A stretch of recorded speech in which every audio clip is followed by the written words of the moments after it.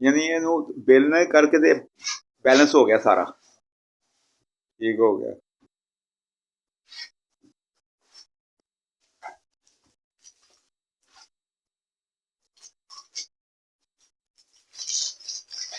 है की स्टेप है?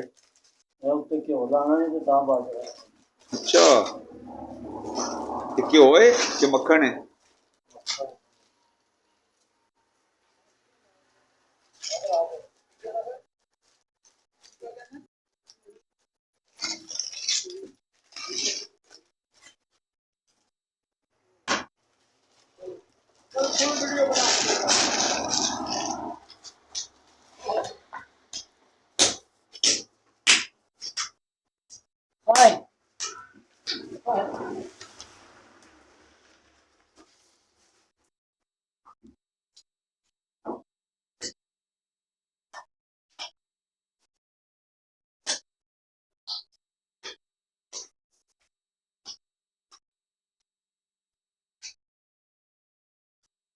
कितना मक्खन सी है सारे आटे वास्ते?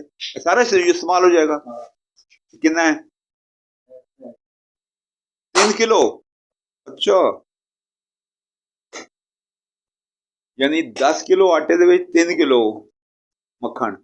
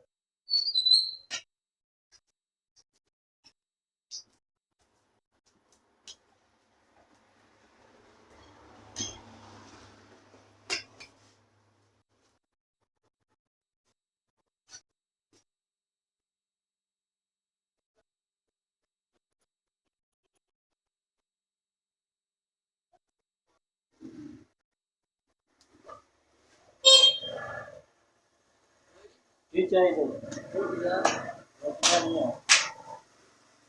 ਨਾਨ ਹੈ ਨਹੀਂ ਨਾਨ ਹੈ ਨਹੀਂ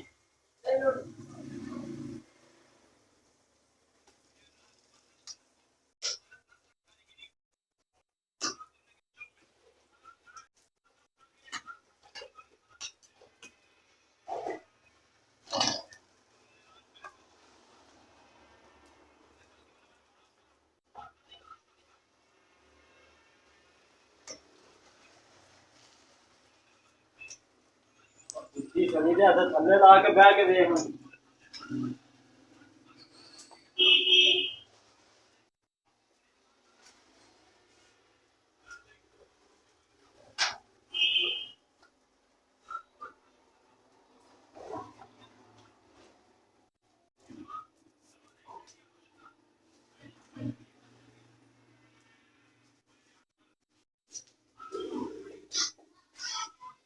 ਅੱਜ ਨਹੀਂ ਮੂਵੀ ਬਣਾਈ ਸੀ ਤੇਰੇ ਵਾਲੇ ਬਾਕਰਾਂ ਨਹੀਂ ਇੰਨੀਆਂ ਫੇਰ ਬਣਾ ਇਹਦਾ ਕੋਈ ਫਾਇਦਾ ਨਹੀਂ